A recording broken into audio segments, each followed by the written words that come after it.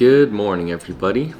We are 4 days out from our first ever natural bodybuilding competition, and today is going to be the last day of my carb depletion phase. Macros that I've been having for the last few days that I had to build into has been 180 grams protein, 30 to 40 grams of carbs maximum, and then 75 grams of fats, which has been staying consistent through this prep. And I figured just for today I'd show you guys what this super low carb day looks like in terms of the foods that I'm having, supplements that I'm still incorporating, and then later on in the second half of the video I'm going to take you through the first day of our refeed. So that's going to be when we up the carbs a whole bunch to fill out our muscles which have been depleted, and that will give us the most full look on stage. So this morning is a complete rest day. I'm not doing cardio in the morning for the first time in months. I'm supposed to go meet my coach. We're going to do a bit of a physique check-in, and once that's all done and I've weighed in and measured everything, I'm going to be having meal one, which is just going to be 150 grams of cod fillet and 150 grams of spaghetti squash with some almonds on the sides for the good fats. And I'm starting the morning off with a black coffee just to kind of get my metabolism going. And here I have all the water that I'm allowed to be drinking for the day. So these are 500 mLs each, which comes out to about 4 liters total. I was drinking 6 liters every day for the last 4 to 5 days. And now 4 days out, we're going to be starting to taper down the water so I can dry out, dehydrate, and really just let my skin get as crisp and glued to the physique as possible. We're also measuring out about 7 grams of salt to place into here, and that salt I'm going to be spreading out over my meals over the course of the day. But as of today, I'm aiming to have that salt done by the evening. So I'll probably front load my salt intake in the first half of the day and then taper it down to the second half. So anyway, we're gonna prep all of that stuff, get in the car, head over to the gym, and see what our check-in yields. I'll see you guys in the car. Great, so we're post check-in with my coach here at Atlantis. It's 8:30 a.m. I'm about to have meal one, which is gonna be the 150 grams of cod and 150 grams of spaghetti squash. So here you have it. It's nothing crazy. There's just some paprika and Cajun seasoning and some salt laid over the cod.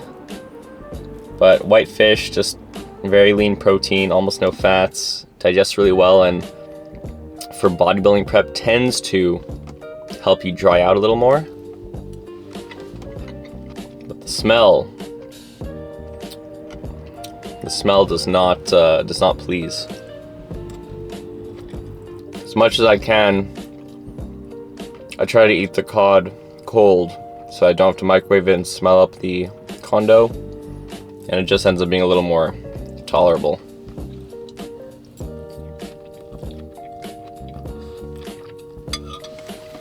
But our check-in went really well. I measured at the lowest amount for my skin folds the entire time that I've worked with my coach.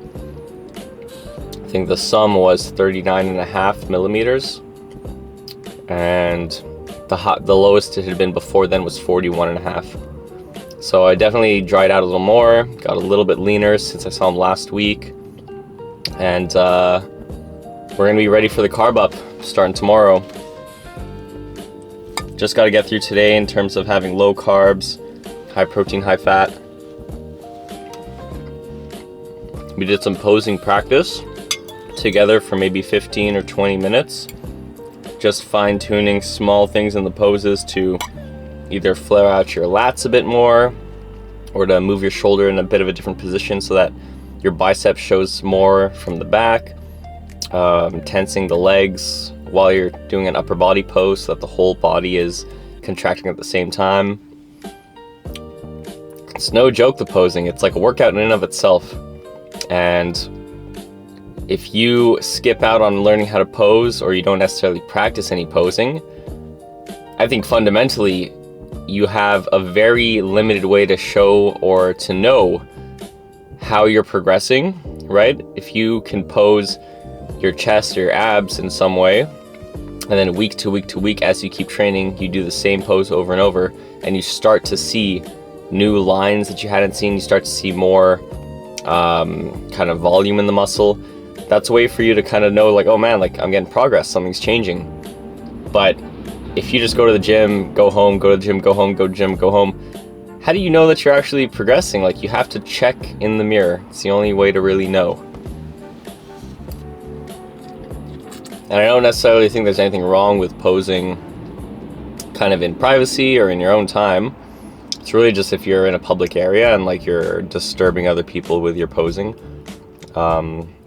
which is why you really won't ever see me doing it kind of like out in the gym area, but I'll do it in the posing room for sure, and I do it at home all the time. You definitely don't want to show up with the best physique at a show, but because you suck at posing and the guy next to you who has a smaller frame, less muscle, less vascularity, but poses way better, ends up beating you, because that's what the judges see that day. They don't see you in the gym and all the other days. So we did our posing practice. I went in the sauna for about 7 minutes today. Really just tried to focus on my breathing, meditate a bit, visualize show day, carbing up, getting my spray tan, stepping on stage, standing there at the awards ceremony, and just visualizing hearing my name get called out for first place.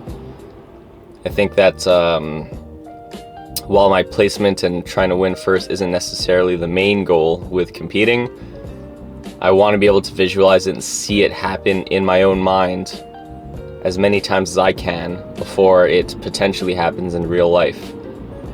Any major goal I've had that I've been successful in, I've seen it happen hundreds of times before it happened in real life. So I think visualization does go a long way, and if you can kind of convince yourself that you're going to be that competitive and that you can be the winner before the actual competition, it's just going to give you a bit of an aura and a bit of a sense of confidence going into it. So I'm going to finish this up. I'll be having my 2 carnitine pills. Still taking 6 per day, 2 at every major meal, morning, afternoon, night. And we'll head on home. See you guys there. Alright, so here we are at 10:30 a.m. I gotta be heading out to go to the bank for something in about 15 to 20 minutes. So we're having meal 2 of the day, which is just gonna be 200 grams of egg whites with 2 whole eggs mixed into that and kind of scrambled up. I like to go really low heat and I just keep stirring. It takes a lot longer, but it comes out really nice and even and fluffy and slightly runny, which I prefer because it's not kind of like this hard, chunky type of egg. Along with that, I'm also having 30 grams of almonds. And while I was prepping all this stuff and cooking it up, I also cooked up our potatoes that we're gonna be using as our carb source for tomorrow, as well as using white rice that we're gonna steam tonight to prep.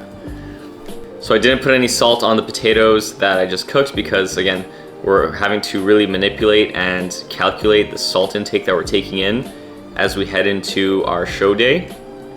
So I don't want to be like sprinkling salt all over the potatoes. Then I have, you know, my measured out salt that I'm also adding, and then I'm not sure, you know, am I getting, you know, 500 milligrams more or less? Does it really make a difference? It might actually, unironically. So not gonna take the risk. I'll add salt to it as I eat it because I'll have the finite amount that I'm allowed to have during the day. Once this is all done, I'll show you guys my meal that I'm gonna have at work, as well as a snack that I'll have at work. And before I leave, I'm gonna make just a concoction of essential amino acids with my creatine intake for the day. And I'm gonna be using 2 or maybe 1.5 of the water bottles that I had to measure out. Today I'm allowed 4 liters of water, so that's 8 water bottles. I've already drank 2 this morning, and and I had a coffee, so that allows me maybe 2.5 to 3 liters of water more. I'm not gonna fill up that water with extraneous water. I'm gonna use the water from the water bottles so I know and at least can calculate, okay, like this is 1 whole water bottle's worth. That means I have maybe 5 others for the rest of the day that I'm gonna drink as I work. Now usually I would have my creatine in my pre-workout, or I'd have my coffee and I would just dry scoop my creatine and chug it down some water. But looking at how some of the recent research kind of said how the caffeine interaction with creatine holds back a little bit of your creatine absorption. I just want to make sure that it's ideal. Like we're 4 days out from the show, so it's not gonna make a massive difference, but I want to start getting to that habit now of maybe having my creatine an hour before or after I have caffeine. So either in my post-workout shake, I'll put the scoop of creatine, or I'll have it later at night, and then I'll have caffeine in the morning, for example.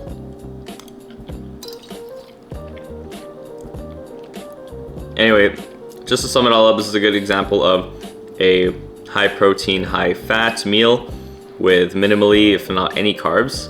We're gonna get this down and I'll show you guys what I have for lunch today.